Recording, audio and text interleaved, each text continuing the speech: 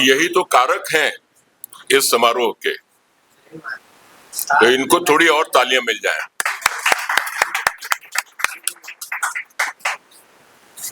आइए, एसडी बडोला साहब पहाड़ के हैं और पहाड़ में दो क्षेत्र हैं, गढ़वाल और कुमाऊं। तो आज मेरा बडोला साहब से एक सवाल है। गढ़वाल में भैजी कहते हैं बड़े भाई को और कुमाऊं में दाजू कहते हैं। तो मैं इनसे पूछना चाह रहा हूँ, आप भैजी हैं कि दाजू हैं? मेरे तो दोनों हैं, भैजू हैं। सर्वेश अस्थाना जी ने संशय साफ कर दिया और भी हमारे अतिथिगण आ रहे हैं। पुस्तक या साहित्य का सृजन करना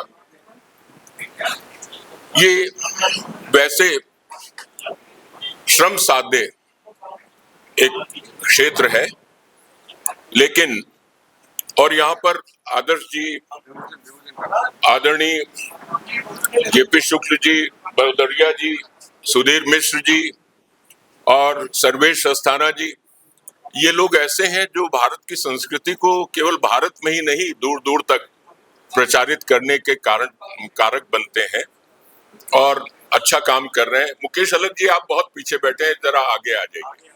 इतना ऐसे नहीं, ये काबिले बर्दाश्त नहीं है। आइए, आगे आइए, आप आगे आइए। वरिष्ठता का थोड़ा सा तो हम लोगों को मान करने दीजिए। आइए आइए, सुरेश द्विवेदी जी, आदरणीय सुरेश द्विवेदी जी, आइए। अब क्रम है सबसे पहले विमोचन का, तो हर मंचासीन अतिथि के पास पुस्तक पहुंच जाए और उसके बाद द्विवेदी जी आगे आइए, आगे सीटें खाली हैं। अलग जी कहाँ हैं?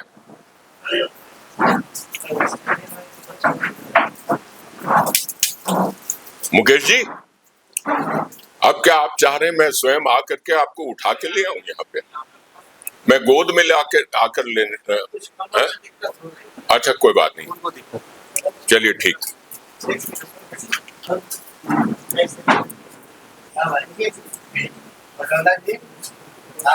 तुमरे हमरे राम बराबर, सुदामा बडोला जी।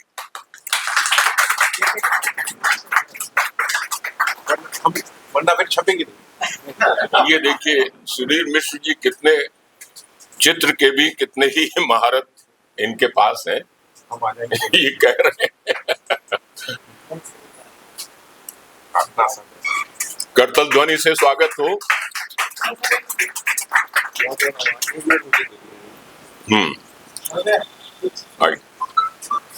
बहुत बहुत आभार, बहुत बहुत धन्यवाद, बहुत बहुत आभार। सुधीर जी पिछले 15 वर्ष से नवभारत टाइम्स के संपादक हैं और संपादक हम भी हैं, संपादक बहुत से हैं, संपादक बहुत से रहे हैं, लेकिन ये संपादक के साथ साथ एक समाज सुधारक और एक मोटिवेटर भी हैं।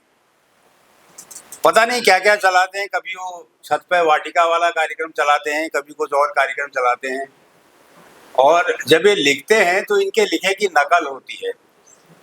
अब वो पहले शेर लिखेंगे, फिर उसके पीछे कहानी लिखेंगे, फिर पता नहीं क्या लिखेंगे, और वो इतना पढ़ा जाता है। आजकल एक कॉलम छाप रहे हैं, उसमें हमारे पंडित जेपी शुक्ला जी का भी एक कॉलम आ रहा है, नवभारत टाइम्स। फिर बाद में मेरे पास आता नहीं था, फिर मैंने कहा भाई पंडित जी का कॉलम आने लग गया, लाओ इसको भी लाओ, तो अब वो भी आ रहा है।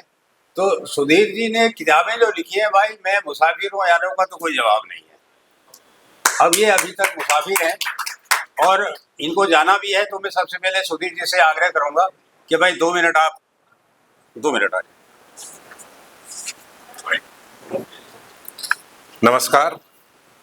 मंच पर मौजूद और यहाँ हाल में आए हुए सभी लोगों का बहुत बहुत धन्यवाद, स्वागत। बडोला जी ने जो किताब लिखी है उसका शीर्षक बड़ा ही सुंदर है, तुमरे हमरे राम बराबर। क्योंकि हम लोगों ने जिन्होंने भी राम को पढ़ा है और जाना है, उसमें हमने दशरथ जी के राम को देखा है कि कैसे एक पिता का वचन का सम्मान होना चाहिए। एक भाई श्री राम को देखा है कि अपने भाइयों के प्रति उनका कैसा स्नेह और प्रेम रहता है। अपनी पत्नी के प्रति देखा है कि कैसा उनका मर्यादा पुरुषोत्तम है वो। अपने भक्तों के प्रति देखा है, हनुमान जी के और उनके जो दूसरे लोग उनके साथ उनका क्या व्यवहार है। अपने मित्र के लिए देखा है कि सुग्रीव के लिए जो मित्रता निभाई, और अपने परम शत्रु के लिए देखा है कि जिसका वो संहार भी करते हैं उसकी भी बुद्धिमत्ता का और उसकी अच्छी बातों का सम्मान करते हैं। तो हमने जिन राम को जाना है और अपने जीवन में उतारने की कोशिश की है, वो उम्र के हर दौर में वो राम सार्थक है। आप अलग अलग उसमें उनको देख सकते हैं। तो मुझे लगता है कि आपकी किताब तो मैंने नहीं देखी है, लेकिन उसमें भी उसी तरह के राम का चित्रण होगा और राम को लेकर जो बंटवारा है या जो भेदभाव है उसका जिक्र नहीं होगा, क्योंकि राम तो वही है जो राम है, उसमें कोई भेद नहीं हो सकता। तो बहुत अच्छा शीर्षक है, हमरे तुमरे राम बराबर, और मैं इस किताब की सफलता की ढेर सारी शुभकामना करता हूँ। बहुत बहुत धन्यवाद। बहुत बहुत आभार सुधीर जी। राम एक ऐसा चरित्र है जिसके भीतर कई चरित्र हैं, और इन चरित्रों का बखान तुलसीदास खुद नहीं कर सके हैं। ये तुलसी के परे राम है, और ये किताब कोई राम पर किताब नहीं है। प्रधानमंत्री मोदी ने एक बार आदिवासियों के पैर धोए थे, और चूंकि अब सुधीर जी ये किताब पढ़ेंगे तो उनकी समझ में आएगा कि भाई ये क्या है, और किताब पढ़ी जानी चाहिए, क्योंकि इसमें तमाम राजनेताओं का चित्रण है, योगी जी से लेकर के और कुछ हमारे दिवंगत जो नेता मित्र जो है दिवंगत हो गए उनके श्रद्धांजलियां हैं। तो उन्होंने पैर धोए थे, तो ये विचार वहां से आया कि किस तरह से इतने बड़े पद पर जाने के बाद भी वंचितों के लिए, कमजोर वर्गों के लिए एक आदर भाव, ये राजनीति की भी मांग है, ये एक अलग विषय है, हम राजनीति पे आज बात करने यहाँ नहीं है। तो वहां से ये विचार आया कि भाई देखिए, राम ने भी पैर धोए थे केवट के, और आज प्रधानमंत्री पैर धो गए। तो यहां से शीर्षक निकला है। किताब पर फिर ढेर सारी बातें होंगी। अब हम पीके तिवारी को फिर आमंत्रित करते हैं, आइए। अच्छा, एक मिनट, अलवी साहब हमारे बीच में आ गए हैं। अलवी साहब का हम स्वागत करते हैं। अलवी साहब लखनऊ में उर्दू पत्रकारिता के एक स्तंभ हैं, और जब भी उर्दू पत्रकारिता का इतिहास लिखा जाएगा तो उसमें अलवी साहब का नाम गोल्डन अक्षरों में होगा। हमारा सौभाग्य है कि हम उनके साथ बहुत लंबे समय तक रहे हैं, काम किया है। उर्दू दैनिक आग के वो संपादक रहे, और आग का जो दूसरा अखबार है इनकलाबी नज़र, उसका मैं संपादक हूँ, आज भी हूँ। तो उनका हमारा साथ रहा। बहुत विद्वान आदमी है, कई किताबें वो भी लिख चुके हैं, और हमारे एक फ़ोन पर आज वो यहाँ पधारे हैं। मैं उनका बहुत बहुत स्वागत करता हूँ। आइए अलवी साहब का स्वागत, शॉल उड़ा करके, उनका गुलदस्ते से अभिनंदन करके।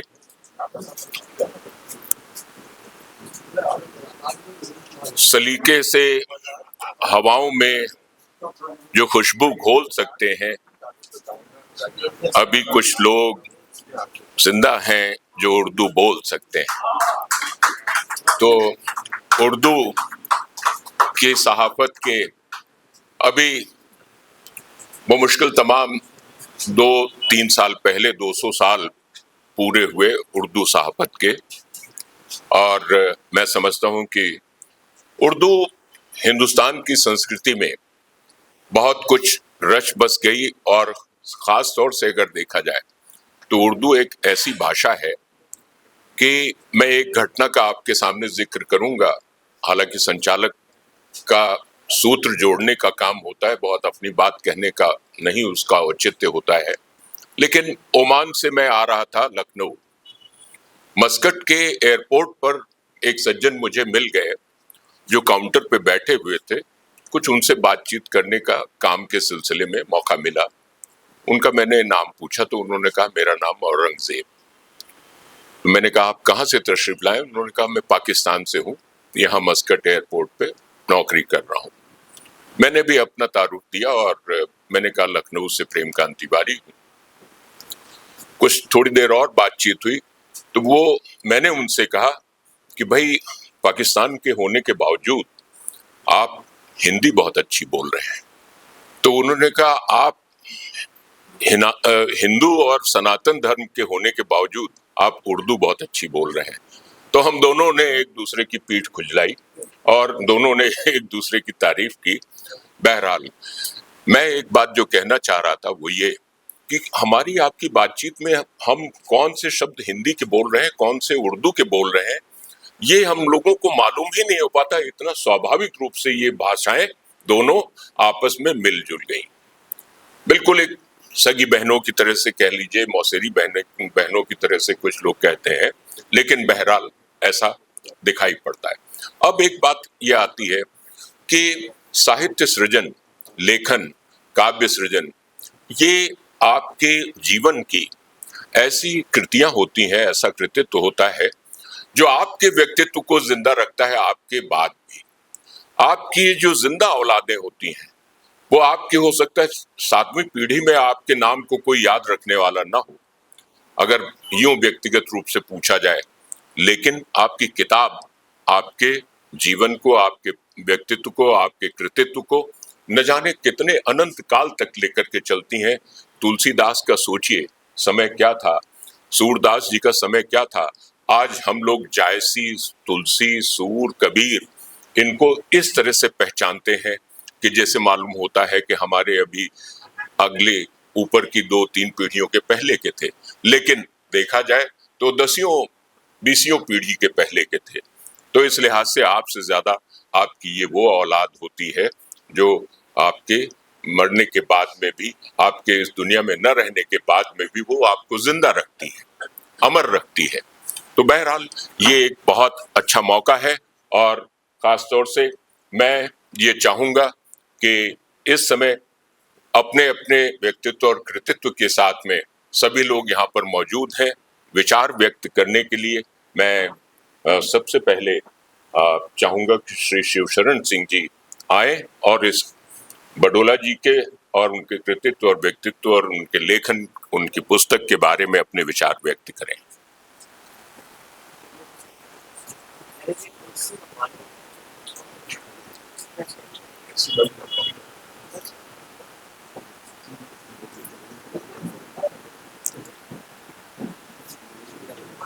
हमरे तुमरे राम बराबर। और हमको याद है कि जब हम लोग कुवैत टाइम्स में थे, भदौरिया जी के नेतृत्व में काम कर रहे थे, तो राम राम हम लोगों का खूब होता था, बड़ा सर की आदत थी। आज वो राम पुस्तक के रूप में हमारे सबके समक्ष है।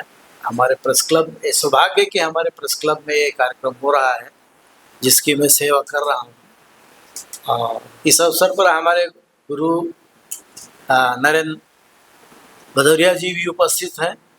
बड़ौला जी की पुस्तक है और हमारे सुधीर मिश्रा जी और हमारे शुक्ला जी,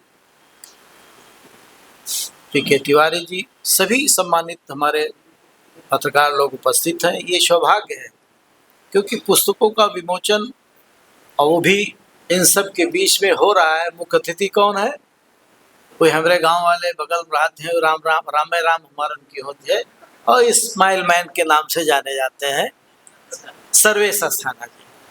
मैं आपका बहुत ही आभारी हूँ। आपने तो आज दिल जीत लिया। आप स्लिप डिस्क आपकी हुई L4 L5, क्योंकि उसका मैं भुगभोगी हूँ पिछले 2.5 साल पहले का।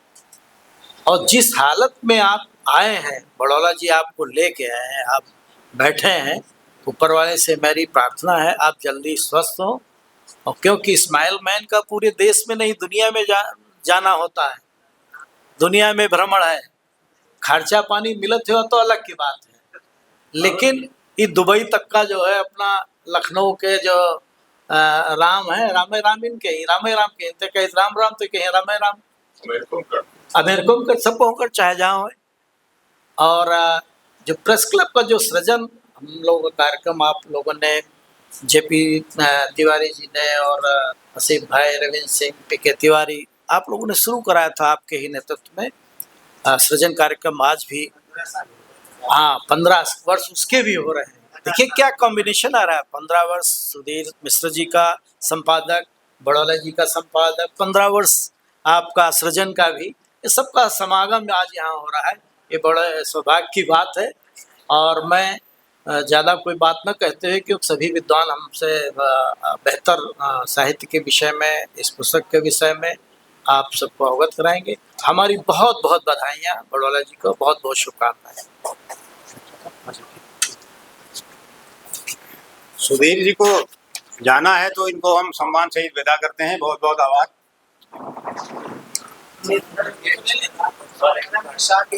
हाँ हाँ हाँ, बहुत बहुत आभार। अब हाँ हाँ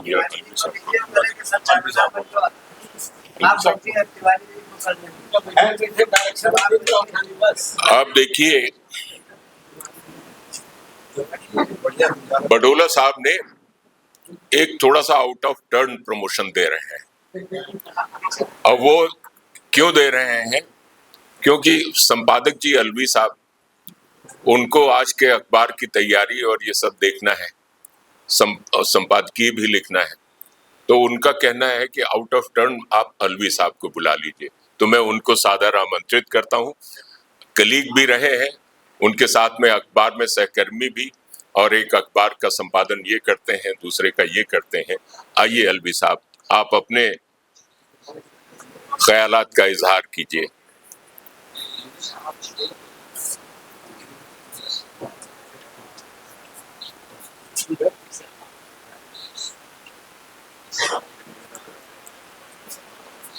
Respected Mr. Chairman, और थोड़ा करीब it is really a pleasure for me among you. आज बहुत दिनों के बाद बहुत पुराने साथियों से मुलाकात हो रही है। इससे बढ़ के खुशी की बात और नहीं। जब मेरे पास फोन आया बडोला साहब का, तो पहली खुशी तो यही कि बडोला साहब ने मुझे याद रखा और मोहब्बत से याद किया। दूसरी खुशी किताब, अरे मैंने कहा इससे अच्छी तो कोई बात ही नहीं। कहा मैंने कहा सर के बाला होगा मैं, हम लोगों का ताल्लुक क्या है, कलम कागज, और हमारे पास तो कुछ है नहीं। ख्यालात भी हमारे सब निकल गए, अच्छे अच्छे ख्यालात सब खत्म हो गए। अब हम जिस माहौल में रहे हैं, सुबह उठे टीवी देखते हैं तो वो बंद कर, क्या नंगी नंगी तस्वीर आ रही है, रात को खोलो वो बंद कोई जो हम देखते सोएंगे नहीं देख करके। अब हमने अपने मुल्क को, अपनी तहजीब को ऐसा तबाह कर रखा है कि हम खुद भूल गए कि हम क्या थे। हमारी जो तहजीब हमारे टीवी पे दिखाई जा रही है वो हमारी तहजीब नहीं है। हम अपने बच्चों को कैसे बताएं कि बडोला साहब कौन है, इब्राहिम अलवी कौन है। हमारे यहाँ सब कुछ नहीं होता था। हर बच्चे के नमस्कार को सलाम करो, कौन है, क्या है, किसका बाप है, किसका बेटा है, ये सब अब रिश्ते तलाश किए जा रहे हैं। हमसे घर से निकल रहे हैं लोग सलाम कर रहे हैं। एक नवासा था, मैं कहते ये कौन है, मैंने कहा बेटे ये सवाल ना करना कभी। हमारा फर्ज है कि हम इनको सलाम करें, ये हमारे बुजुर्ग हैं और तुम भी यही करना। इन बातों को सामने रख करके जब कोई चीज़ लिखी जाएगी, जब बात कही जाएगी, उसमें वजन होगा। मुझे उम्मीद है कि बडोला साहब के जो आला ख्यालात हैं इस किताब से जाहिर होकर रहेंगे और उसका अच्छा असर होकर रहेगा। असर होना चाहिए अच्छा। हम लोग लिखते रहते हैं, अब जैसे आदत है, खुमार है, उठाया कलम लिख दिया। क्यों लिखा, कितनी तहरीरों का तो मैं खुद जवाब नहीं दे सकता हूँ तो मैंने क्यों लिखी। कोई चीज़ आप सवाल किया आपने ये क्यों नहीं लिखा, आज उसका भी जवाब नहीं दे सकते। अजीब हालात में जिंदगी गुजार रहे हैं। पत्रकारिता तो कोई चीज ही नहीं रह गई है। हर चीज वही साहब, आपने प्रिंट मीडिया को तबाह करके रख दिया है। वो 40 पेज के अखबार निकल रहे हैं, नंगी नंगी तस्वीरें, पूरे पूरे पे तस्वीरें, एक्ट्रेस तस्वीरें। मैं हमेशा ही सवाल करता था कि हम क्रिकेट के प्लेयर के फुट देते हैं, एक्ट्रेसेस देते, राइटर को नहीं देते। किसी राइटर का बड़ा फोटो के पेज पे छपता है, जो हमें खुद नहीं सोचते अपने को, तो आप क्या हमको इज्जत देंगे? पहली मर्तबा जब रामलाल ने नॉन मुस्लिम कॉन्फ्रेंस की उर्दू में लखनऊ में, तो पहली मर्तबा मैं उस जमाने में अखबार वहाँ अलीगढ़ में एडिटर था खैर अखबार का, तो मैंने उसको टाइटल पर रामलाल की तस्वीर छापी। टाइटल पर मैंने कहा for the first time Indian press आपकी तस्वीर फर्स्ट पेज छप रही है, किसी राइटर की तस्वीर हमारे अखबार में ये सफेद छपती ही नहीं। हम कोई हैसियत, हमारी कोई हैसियत नहीं, तो क्या बात है? तो हम कुछ ने, हमने अपनी हैसियत ख़त्म कर दिया, कुछ लोगों ने ख़त्म कर दिया। बडोला साहब जैसे लोग हैं, अगर इस तरह के लोग आगे बढ़े, बहुत संजीदा आदमी हैं। मैं अभी मुँह देखी बात नहीं है, सामने की बात नहीं है। हम लोगों के ताल्लुकात 30-40 साल हो ही होंगे और ज्यादा, तो ताल्लुकात है एक ही तरह से। मैंने इनको हमेशा बहुत ही संजीदा, हार्ट पूछने वाला आदमी देखा, और मैं इनको रश करता हूँ, काश मुझे इतनी संजीदगी आ जाए। मेरे पास संजीदगी नाम कोई चीज़ नहीं है। मैं बोलना शुरू करता हूँ तो मेरी बीवी टोकती का आप बहुत बोलते हैं, तो मैंने कहा कोशिश कीजिए कि कम बोलूँ, लेकिन जब बोलते हैं तो बोलते चले जाते, क्या करें, मजबूरी है, आदत है, बिगड़ कर चुके हैं, बहुत पहले बिगड़ चुके हैं। अब 86 वर्ष की उम्र, हम सब बीत के हम सुधर जाएंगे, तो भाई जाती कर रहे हैं आप लोग। मैं इस मौके पर सिर्फ बडोला साहब को बार दे रहा हूँ और कामना कर रहा हूँ, तो दुआ कर रहा हूँ कि ये जो लिख रहे हैं उसका असर हमारे समाज पर ऐसा हो कि थोड़ा बहुत समाज बदल जाए। थैंक यू भाई। मैं एक बात ये जरूर कहूंगा कि अलवी साहब कुछ हमारे लोगों के समाज से थोड़ा सा तो विशिष्ट है और अलग है। वो खासतौर से ये कि ज्यादा बोलते हैं, ये इनकी बीवी ने महसूस किया, और बीवी के सामने बोलते हैं। ये बिल्कुल वास्तव में बहुत हिम्मत का काम है। अच्छे से अच्छे नहीं बोलते, बोलती बंद हो जाती है, और अलवी साहब बोलते हैं, इसका मतलब खास है। और अब मैं नरेंद्र भदौरिया जी, जो अखबारों के पत्रकार, टीवी जर्नलिज्म हो या प्रिंट जर्नलिज्म हो या और चीज, शिक्षावेद अलग से, संपादक भी रहे हैं और बड़े ही शानदार रिपोर्टर। नहीं, आप मुख्य अतिथि हैं, आपको थोड़ी इसकी तो सजा भुगतनी पड़ेगी। नहीं, आप मुख्य अतिथि हैं और देखिए, दो लोगों को तो क्रम नहीं तोड़ा जा सकता। अध्यक्षता जो है वो पंडित जी कर रहे हैं, जेपी शुक्ला जी, तो उनको तो सबसे आखिर में बोलना है, और आप मुख्य अतिथि हैं। और आप हैं मुख्य अतिथि, तो बाकी लोगों के बोलने से बाद में आपको बोलना है, केवल बस अध्यक्ष के पहले। उपाध्यक्ष नहीं है, संरक्षक बना दीजिए तो अलग बात है, उपाध्यक्ष से बात नहीं बनेगी। तो अब डॉक्टर नरेंद्र भदौरिया जी से मैं सादर निवेदन करता हूं, कृपया आएं और अपने विचार व्यक्त करें।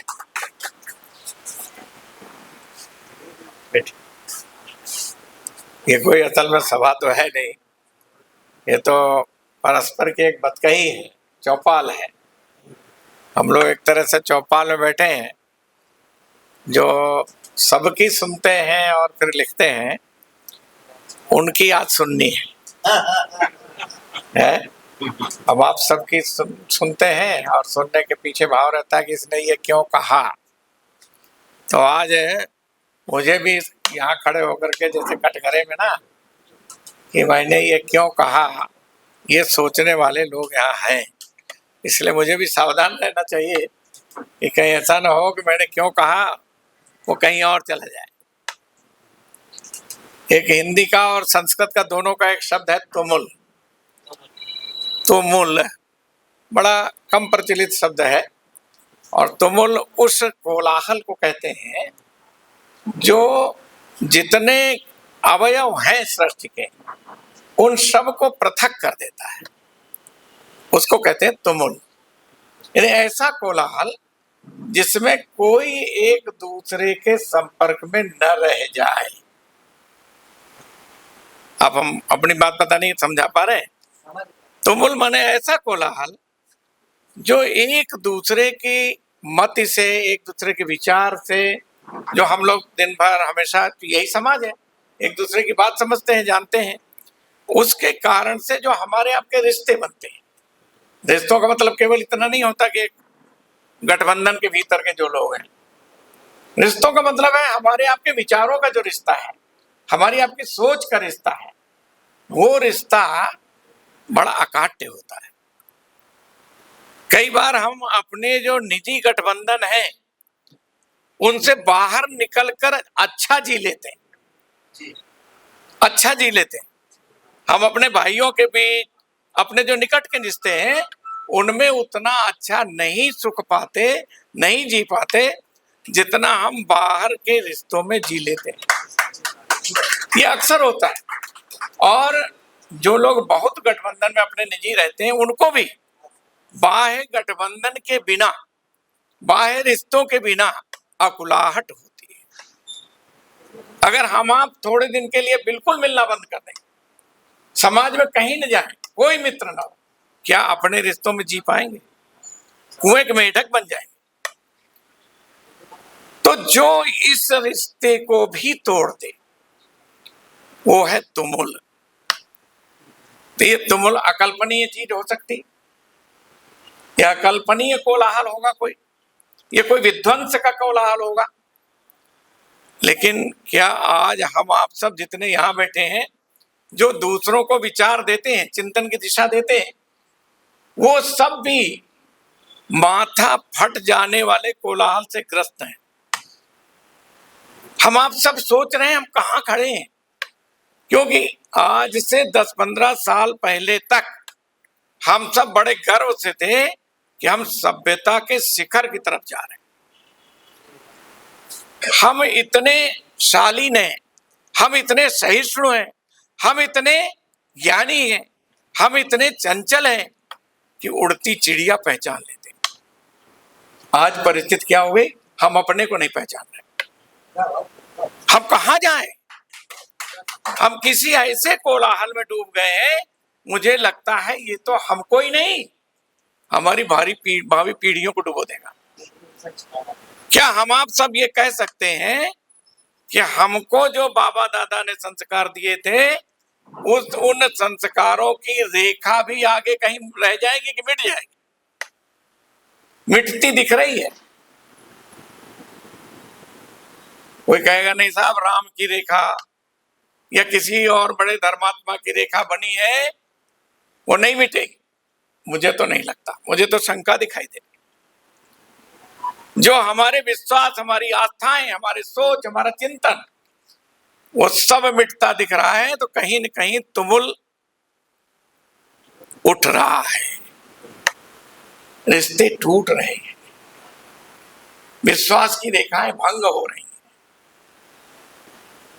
इसको शब्द सबसे बड़ा घाव करता है, शब्द सबसे बड़ा घाव करता है। और शब्द सबसे बड़ा औषधि है, सबसे बड़ी दवा है जो घाव को बहने से, श्राव को रोक सकती है, पीड़ा को रोक सकती है। इसके अतिरिक्त तो कुछ नहीं है। इसलिए शब्द साधना यही एकमात्र उपाय है इस तुमुल को बचने का, तुमुल को रोकने का। यहां जितने लोग बैठे हैं सब शब्द साधना के लोग हैं, इसलिए हमारी आपकी जिम्मेदारी ज्यादा है। बाहर जो लोग इस शब्द के रिश्ते में नहीं जुड़े, इस शब्द की धारा में नहीं नहा रहे, वो ग्रसित है। अपेक्षा केवल आपसे बचती है कि इन रिश्तों को बचाने की। ये रिश्ते समाज के रिश्ते हैं, सोच के रिश्ते हैं, चिंतन के रिश्ते हैं। केवल मिलने से नहीं, चिंतन की धाराएं जो बनती हैं। प्रकाश, सूरज हमारे पास नहीं आता, किरणें आती हैं। किरणों के बिना हम रह नहीं सकते, इसलिए सूरज को नहीं बुलाना है। ये विचार की किरणों को और जगाना पड़ेगा, संभलना पड़ेगा, अन्यथा ये किरणें ही हमसे हीन हो जाएंगी। हम किरणों को छोड़ रहे हैं, इसलिए डर लग रहा है। क्या हम आप सब डरे नहीं हैं कि हमारे आपके बच्चे हमारी राह छोड़ रहे हैं? हम रोक कर उनको उस राह पर नहीं ला पा रहे।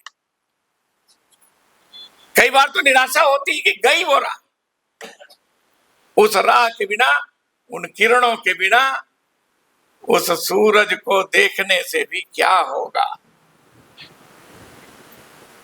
सूरज के अस्तित्व को हम स्वीकार करेंगे, ठीक है, राम थे, राम कहीं हैं, लेकिन राम की किरणें अगर लुप्त हो गई तो सहिष्णुता लुप्त हो जाएगी, तो धैर्य लुप्त हो जाएगा, तो शौर्य लुप्त हो जाएगा, तो चलन बदल जाएगी, चाल बदल जाएगी, व्यवहार बदल जाएगा। एक हिंसक पशु में और मनुष्य में अंतर समाप्त हो जाएगा। किरणों से हीन नहीं होने देना है इस समाज को। इसके लिए शब्द साधकों को उस तुमुल की आशंका से डरना पड़ेगा। मुझे बडोला जी को शाबाशी देनी चाहिए, शब्द साधक हैं। शब्द साधना को और दृढ़ करिए। मैं जानता हूं आप रोज पत्रकारिता करते हो, मैं भी उसी फील्ड से हूं, इसलिए उस बात को जानता हूं। रोज उन्होंने क्या कहा यह लिखना है। कृपया यह लाइन लिखने के साथ यह जरूर लिखिए कि उन्होंने यह क्यों कहा, ताकि वो ठीक से आईना आप उसको दिखा सकें कि तुम जो कुछ कह रहे हो हम समझ गए हैं और समाज को समझा भी रहे हैं। उन्होंने ये कहा जरूर लिखो, उन्होंने ये क्यों कहा भी जरूर लिखो, और उसको बॉक्स में बीच में बनाओ। तो जो छला जा रहा है समाज, जो कटुता कुटिलता कूट कूट कर भरी जा रही है हमारे आपके मस्तिष्क में, जिससे दिमाग फटे जा रहे हैं, तनावग्रस्त हैं, वो रुकेगा।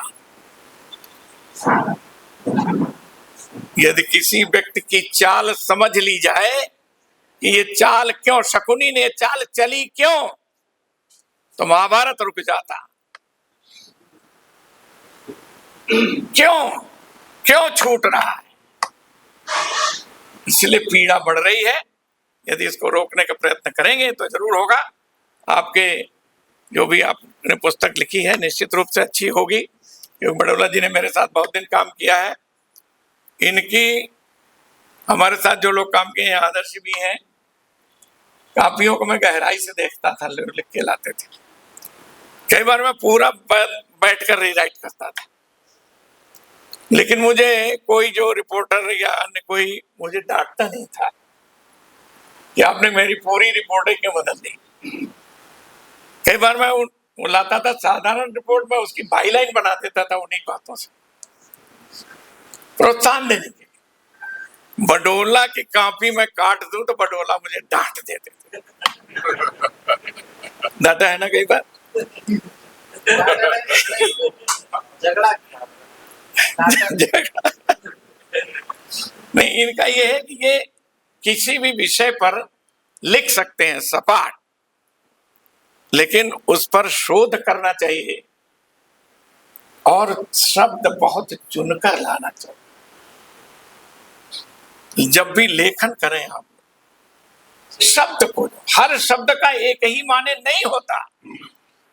हम पढ़ते आए हैं पर्यायवाची, पर्याय है, लेकिन उसका वाचन हर शब्द में नहीं है। प्रकाश और किरण एक ही शब्द कह सकते हैं लोग, लेकिन प्रकाश अलग है, किरण अलग है, किरण का अस्तित्व अलग है।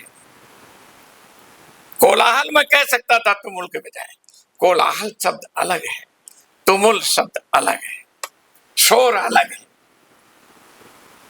शब्द चयन करते समय अगर सावधान रहे तो पढ़ने वाले को मिठास ज्यादा आएगी।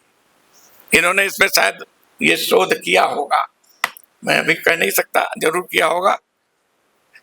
अगली पुस्तक में और करें, ये मैं शुभकामना भी व्यक्त करता हूँ, अपेक्षा भी व्यक्त करता हूँ। आप लोगों में मैं कुछ ज्यादा ही समय लिया, बहुत बहुत धन्यवाद।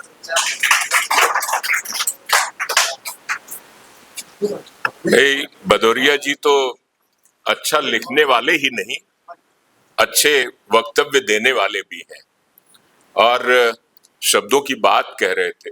मैं तो एक बात ये कहता हूं कि अंदाजे बयां बात बदल देता है, अंदाजे बयां बात बदल देता है, वरना दुनिया की कोई बात नई बात नहीं।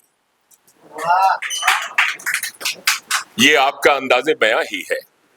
और शब्दों की बात कही, उस पे भी एक बात याद आई कि शब्द संभारे बोलिए, शब्द संभारे बोलिए, शब्द के हाथ न पाओ।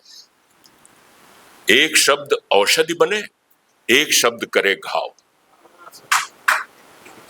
तो वास्तव में शब्दों से ही संप्रेषण है और शब्दों से ही उसकी सामर्थ्य एक ऐसी होती कि उसको शब्द को तो ब्रह्म कहा गया है। क्यों? क्योंकि आप एक बात ये महसूस कीजिए कि वो जो एक बात बहुत तल्ख कही थी उसने, बात तो याद नहीं, याद है लहजा उसका। तो ये जो आपका अंदाजे बयां होता है, जो आपका एक्सप्रेशन होता है, जो पावर ऑफ एक्सप्रेशन, अभिव्यक्ति की जो शक्ति होती है, वो बहुत मायने रखती है। और ये भदौरिया जी ने कहा कि हम लोग शब्दों के साधक हैं और शब्द हमारे लिए बहुत मायने रखते हैं। सर्वेश अस्थाना जी को अब आना है, स्माइल मैन कहे जाते हैं, लगता वो गाना इनके लिए ही बना है। हंसता हुआ नूरानी चेहरा, काली जुल्फे रंग सुनहरा। तो ये अभी और लोगों ने भी चर्चा किया, यूरोप जाते हैं, अमेरिका जाते हैं, ओमान जाते हैं, गल्फ के और देशों में जाते हैं और ये बहुत सी यात्राएं करते हैं। लेकिन उसके साथ साथ जो एक बहुत ही रोचक प्रसंग है, इनके साथ रोचक पहलू, अंतर यात्रा भी करते रहते हैं। तभी ये शब्दों के अच्छे साधक हैं। अंतर यात्रा यानी विचार जिसके करते हैं। आइए सर्वेश अस्थाना जी को सुनते हैं, मुख्य अतिथि हैं हमारे, और बडोला जी भी इनके बारे में कुछ कसीदे कसना चाह रहे हैं। भैया, मुख्य अतिथि के बारे में कसीदे कसने की किसी की हैसियत नहीं है और मेरी तो बिल्कुल नहीं है। अब ये राष्ट्रीय अंतर्राष्ट्रीय स्तर पर पता नहीं कहाँ कहाँ जाते हैं, कौन हिसाब रखे, जाते बहुत जगह हैं। वहाँ हम देखते हैं, अब जब से मैंने इनको फॉलो करना शुरू किया, लोग गजलें सुना रहे हैं, गीत सुना रहे हैं, पता नहीं नज़में सुना रहे हैं, कोई कुछ सुना रहा है। ये खाली सुनाते हैं। सुनाइए।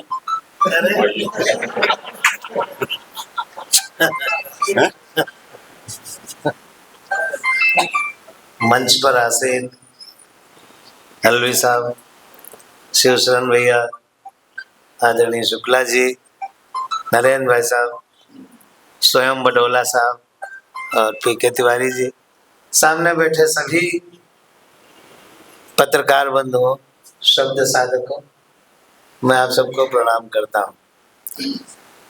कभी कभी कमिटमेंट जो है वो परेशानियों में डालता है।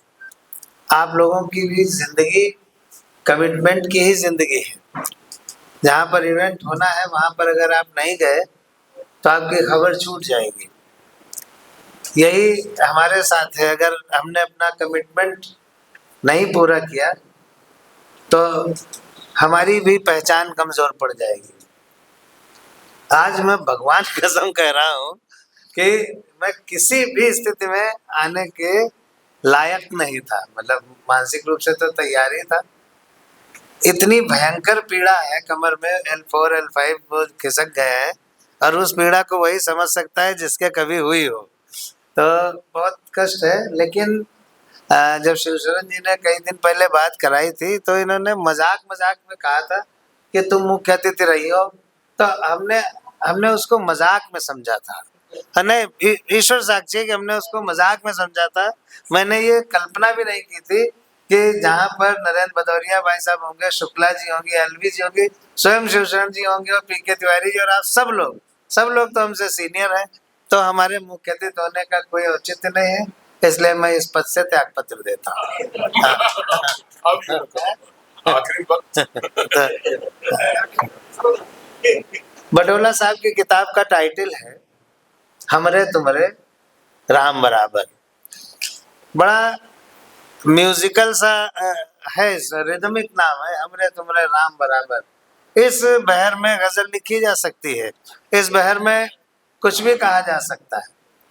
मैंने इस किताब को लगभग 20 मिनट पढ़ा है, तो मैं इस किताब के ही बारे में बोलूंगा। बाकी पत्रकारिता के बारे में नरेंद्र भाई साहब ने बोल दिया है।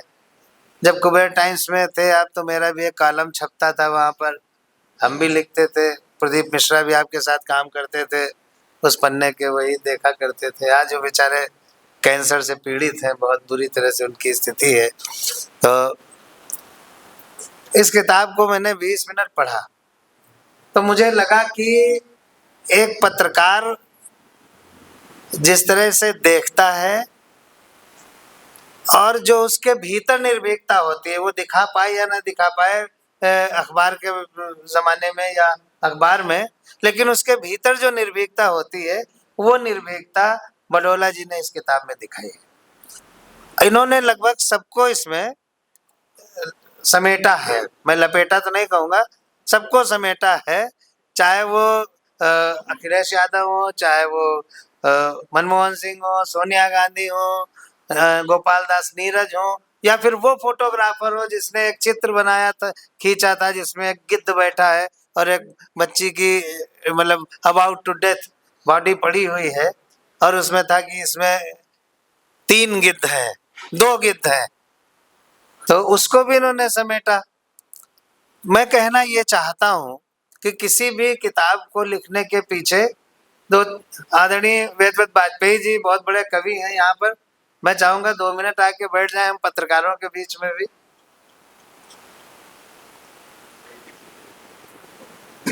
ऊपर संभवतः वेद जी की चल रही थी गोष्ठी, आइए इधर सामने बैठ जाइए।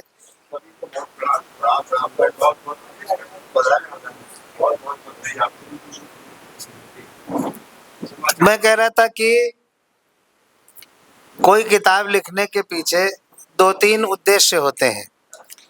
एक उद्देश्य ये होता है कि वो किताब खूब बिके, हमको उससे पैसा मिले।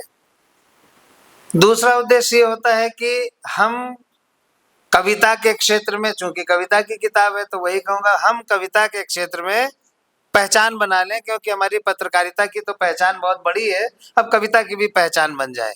दूसरा उद्देश्य ये इनकी किताब का हो सकता था।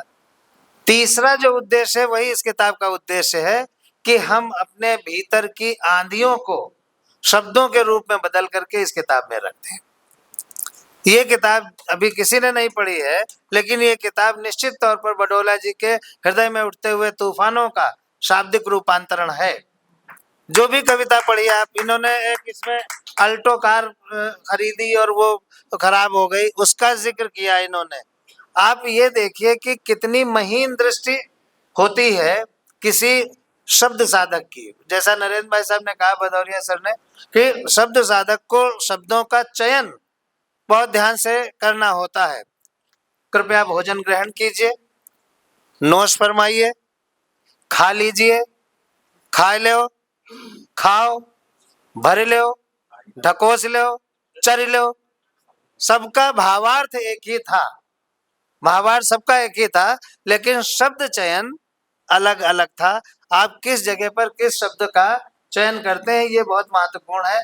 भदौरिया जी ने ये इशारा किया है कि जब शब्द साधक कुछ भी साधना करने चले शब्दों की, तो वो शब्दों का चयन बहुत संभल करके करे। पर्यायवाची की आपने बात कही निश्चित तौर पर अगर नदी के 4-10 पर्यायवाची हैं, घोड़े के 10 पर्यायवाची हैं, राजा के 5 पर्यायवाची हैं, तो आखिर क्यों बनाए गए हैं? आखिर ये पर्यायवाची क्यों बनाए गए हैं? आप घोड़े के संदर्भ में अगर आप बात कीजिए तो आप कहिए घोड़ा, तो आपके सामने एक ऐसे घोड़ा कहीं पे बंधा हुआ या खड़ा हुआ नजर आ जाएगा। और आप कहिए अश्व, जैसे आपने अश्व कहा आपके सामने दौड़ता हुआ घोड़ा नजर आएगा, जो जिसकी पूंछ पीछे से उठी हुई है, दौड़ रहा है। आप कहिए तुरंग, तो तुरंत सजा धजा घोड़ा जो रथ में चल रहा है वो आपको दिखाई पड़ेगा। तो जो हिंदी भाषा है उस भाषा के पास प्रत्येक भाव, प्रत्येक भावाभिव्यक्ति के अलग अलग शब्द हैं। हमारे यहाँ ये भी, हमारे यहाँ मुंह, चेहरा, थोबड़ा सब हैं अलग अलग। हम आपका चेहरा कभी नहीं तोड़ते तिवारी जी, हम कभी नहीं कहते अभी तुम्हारा चेहरा तोड़ देंगे, हम कहते हैं तुम्हारा चेहरा बिगाड़ देंगे। हम ये कहते हैं कि तुम्हारा थोबड़ा तोड़ देंगे, यानी हम उस चीज को तोड़ देंगे जो सुंदर नहीं है। सुंदरता को तोड़ने का, जो असुंदर है उसको तोड़ने का काम है, जो सुंदर है उसको बिगाड़ने का काम है। तो जो कवि है वो सुंदर भी बिगाड़ सकता है और बिगड़े हुए को सुंदर भी बना सकता है। किताब के लिए सबसे जरूरी है अभिव्यक्ति, वो आपके पास है ही। इतने पुराने संपादक आपने बताया कि 15 साल से आग अखबार के आप संपादक हैं, 350 संपादकीय रोज लिखे हैं, तो 15 साल में तो बहुत हो गए। 15 या 45, लगभग 52,000 के आसपास आपने लिख डाले हैं, तो 5200 आपने लिख डाले हैं, तो बहुत सारा हो गया। इस किताब में अब मैं एक संपादक, साहित्यिक संपादक की हैसियत से, एक कवि की हैसियत से थोड़ा सा बोलना चाहता हूँ। जब हम कुछ लिखने चलते हैं तो हमारे पास 2 रास्ते होते हैं। हमारे सीनियर है आदरणीय वाजपेयी जी, एक तो ये होता है कि हम व्याकरण को थाम लें, व्याकरण की उंगली पकड़ लें, जैसा कि अलवी साहब बहुत अच्छी अंग्रेजी भी बोल रहे हैं, उर्दू अखबार के संपादक हैं, हम बहर को थाम लें और उसी पे चलते रहें। हम मीटर थाम लेते हैं तो हम बात पूरी नहीं कह पाते हैं, कभी कभी हमारी बात फंस जाती है, शब्द वो नहीं आ पा रहा है, फिट नहीं हो पा रहा है, तो हमें वो भाव छोड़ना पड़ता है, वो बात छोड़नी पड़ जाती है। लेकिन अगर हमको अपनी अभिव्यक्ति पूरी करनी है तो हमें व्याकरण से क्षमा मांगनी पड़ेगी थोड़ी देर के लिए। अगर हम व्याकरण से क्षमा नहीं मांगेंगे तो हमारी अभिव्यक्ति कंप्लीट नहीं हो सकती, आधी अधूरी तो हो सकती है।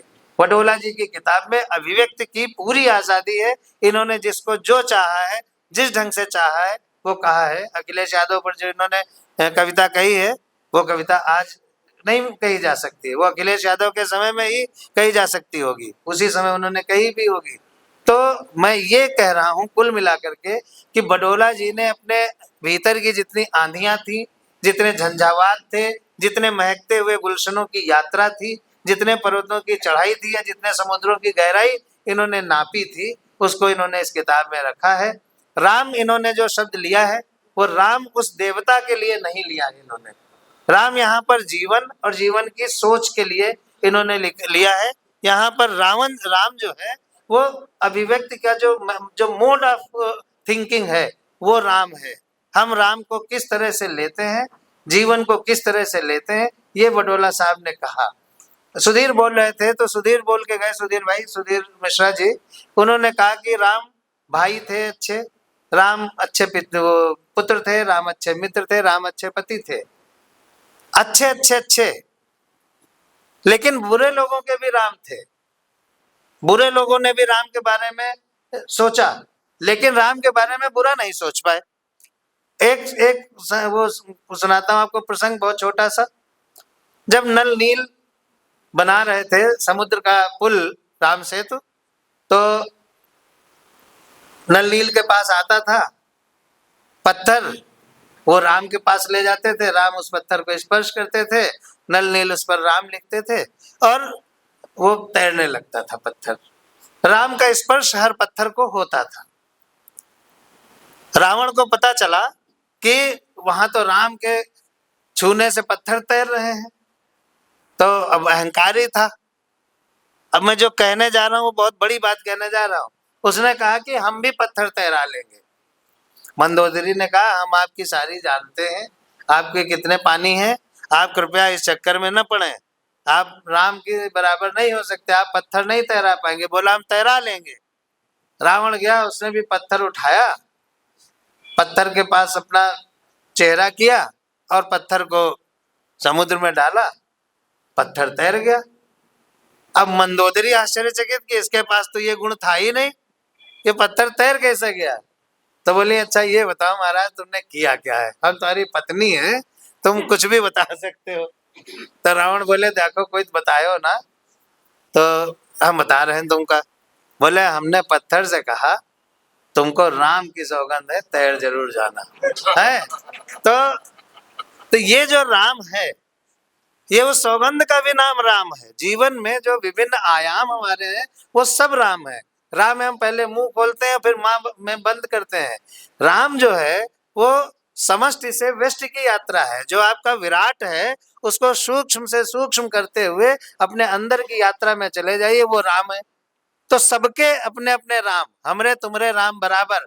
यहाँ पर आकर के सिद्ध होता है कि हम अपने भीतर जो आंधियां रखे हैं उनके बारे में जो सोच रहे हैं, आप अपने भीतर जो आंधियां रखे हैं उनके बारे में सोच रहे हैं, वेदव्रत वाजपेयी जी जो आंधियां रखे अपने भीतर उनके बारे में सोच रहे हैं, वो सारी सोच एक है और वही राम है। अब हम उस राम को किस तरह से अभिव्यक्त करते हैं, यहाँ पर क्राफ्ट का काम आ जाता है, यहाँ पर व्याकरण का काम आ जाता है, जिसकी कोई जरूरत नहीं है। मैं राजेश विद्रोही की याद हमें आ रही, बहुत अच्छे मित्र थे, आप सब लोग जानते होंगे। राजेश विद्रोही की दो पंक्तियां कहकर बात खत्म करता हूं कि अजीब चीज है अखबार का मुलाजिम भी। मैं जानता हूं कि कितनी आर्थिक विषमताओं में हम पत्रकार लोग जीते। मैं भी पत्रकारिता करता रहा, लेकिन आप लोगों की तरह मुखर पत्रकारिता नहीं थी। मैंने भी पत्रकारिता की, वो बताना बेकार है। लेकिन जिस तरह से हम लोग आर्थिक दिक्कतों के साथ जीते हैं पत्रकारिता में, उसके बाद मैं देख रहा हूँ कि वडोला जी किताब भी छपवा रहे हैं, लोकार्पण समारोह भी कर रहे हैं, उसमें हम लोगों को चाय नाश्ता भी कराएंगे ही कराएंगे, ये भी है ना। तो ये पैसा अगर पत्रकार अपनी किताब पर खर्च कर रहा है तो आप ये समझ लीजिए कि उसने बहुत मेहनत की होगी इस चीज के लिए। एक बार बड़ी तालियां आप बजाइए वडोला जी के लिए। बस मैं राजेश विद्रोही जी की वो दो पंक्तियां कहता हूँ और उनको भी याद करता हूँ। वो भी बड़े पत्रकार थे, मस्त पत्रकार थे, मलंग पत्रकार थे और बेफिक्र पत्रकार थे और किसी से डरने वाले पत्रकार नहीं थे। तो उन्होंने खुद अपने ऊपर कहा कि अजीब चीज है अखबार का मुलाजिम भी। अजीब, बहुत अच्छी तालियां बजाकर मुझे वहां पर बिठा दीजिएगा। अजीब चीज है अखबार का मुलाजिम भी, खुद खबर है दूसरों की लिखता है।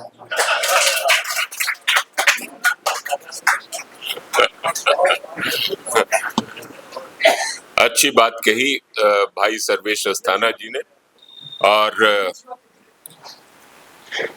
कहते हैं कि सब्र का फल मीठा होता है।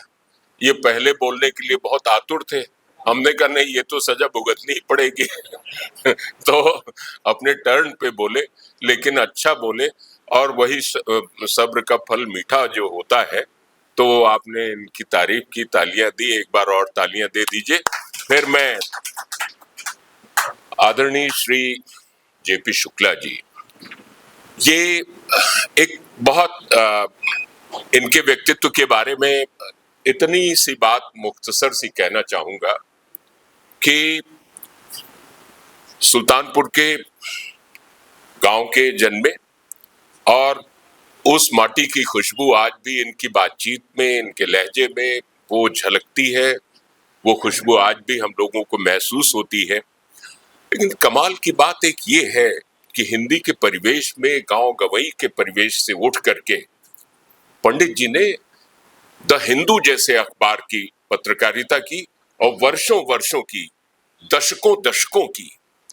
और आज भी मैं इस बात को दावे के साथ कह सकता हूं, क्योंकि पंडित जी के ही लाइन पर देखा जाए तो मैं भी गांव में पैदा हुआ, गांव में पला और बढ़ा, और मेरी भी अंग्रेजी सिर्फ 10वीं तक रही, हाई स्कूल तक।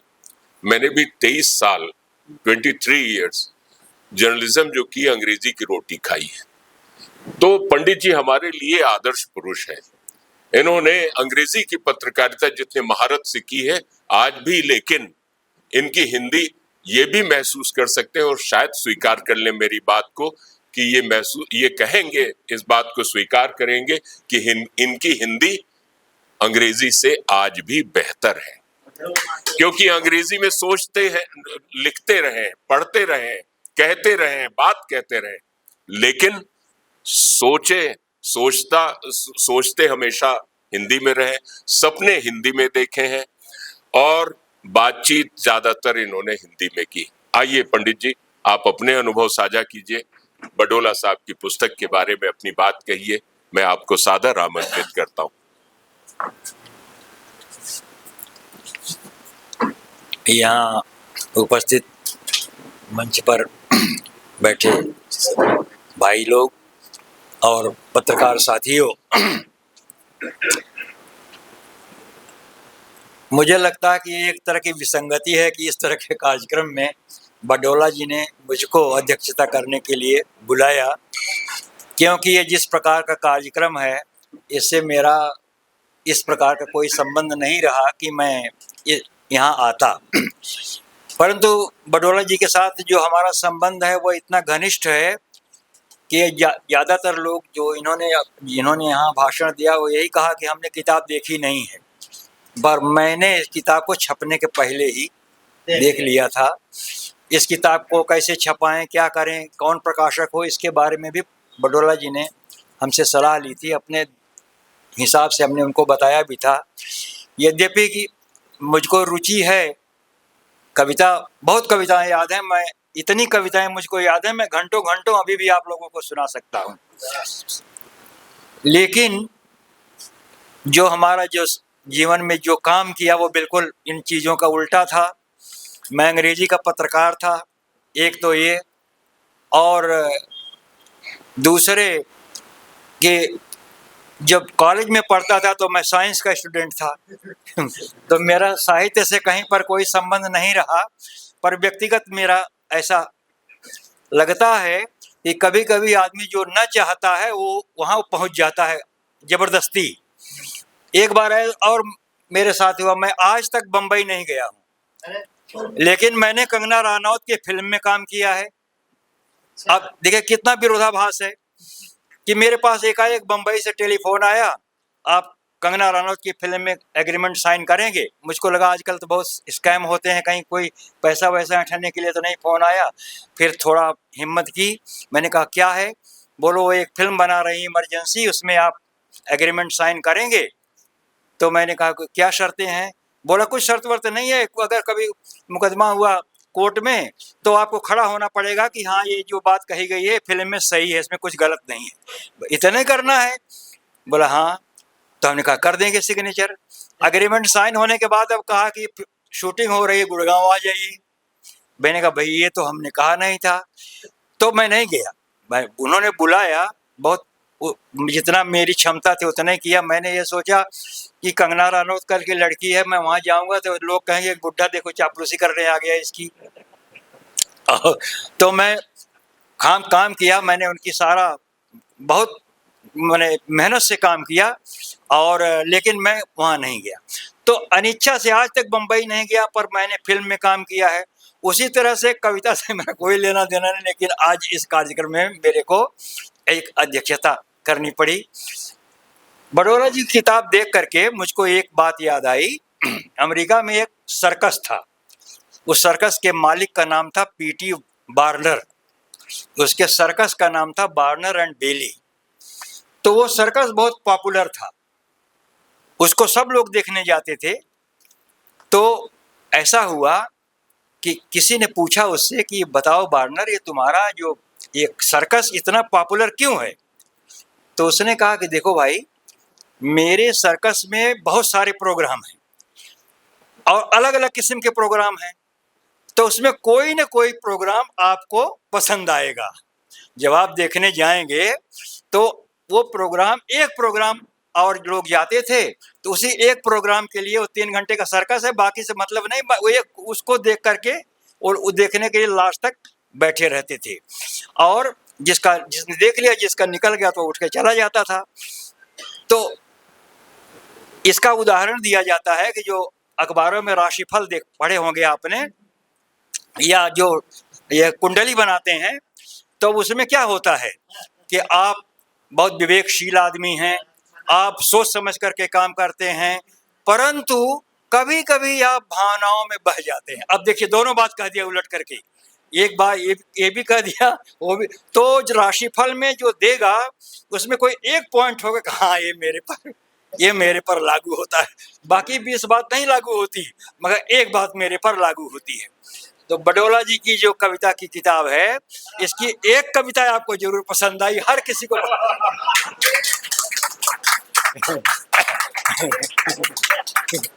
इनके पुस्तक में इतने सारे कलर हैं कि उस कलर का एक कोई न कोई आपको हर किसी को पसंद आएगा। इसकी यही इनकी पुस्तक की यही तारीफ है। और मैंने जब इनकी किताब को जो पढ़ा तो मैंने यही देखा कि हर किसी के लिए, हर किसी के मतलब के, हर किसी के रुचि की इसमें कोई न कोई बात है। बाकी इन्होंने बहुत सरल शब्दों में अपने हिसाब तरह से हर बात की है, तो उसके लिए मैं इनको साधुवाद देता हूँ। वैसे साधुवाद इनको मैं क्या दूँ, क्योंकि इतना क्लोजनेस रही है। जो आदमी जिसके आप बहुत पास होते हैं तो उसको आप जो है उसको ठीक से न क्रिटिसाइज कर सकते, न तारीफ कर सकते, मतलब उसके बारे में समीक्षा करने संभव नहीं होता। एक यहाँ IAS अफसर थे लखनऊ में, रामचंद्र टकरू, तो वो किसी जमाने में रामपुर में डिस्ट्रिक्ट मजिस्ट्रेट थे। तो कभी कभी वो अपनी बातें सुनाया करते थे। तो एक बार उन्होंने सुनाया कि मैं एक बार रामपुर के नवाब के पास गया, तो रामपुर के नवाब से जब कोई पूछता था कि नवाब साहब खैरियत तो है, तो नवाब साहब कहते थे यार मेरे खैरियत कैसे रह सकती है, मेरे 4 बीवियां हैं, इतने बच्चे हैं, इतने नाती पोते हैं, किसी को नजला होगा, किसी को जुकाम होगा, कोई न कोई बीमार रहेगा, मेरे खैरियत कैसे रह सकती है। खैरियत तो अहमकों के यहाँ रहती है। तो जिसका इतना ज्यादा संबंध होगा तो उसमें कहीं या कहीं वह होबे करेगा, एक प्रकार की चीज उसमें नहीं रह सकती। तो बडोला जी से हमारा इतना ज्यादा क्लोजनेस रही है कि हम इसको क्या इनका तारीफ करेंगे और क्या इनके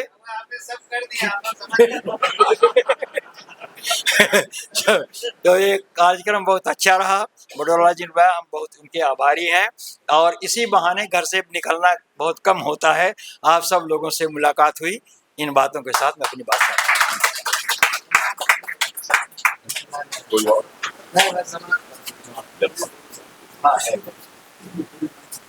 और इस तरह से तुमरे हमरे राम बराबर, ये पुस्तक ज्यादा से ज्यादा पाठकों तक पहुंचे। बडोला साहब ने जिस अपने उद्देश्य से, जिस मंतव्य से इन कविताओं का संकलन किया है, वो इनका मंतव्य और वो उनका संकल्प और वो उनका उद्देश्य सफल हो और लोग इसको पढ़ें, ग्रहण करें, अच्छा लगे लोगों को, यही हमारी शुभकामनाएं हैं।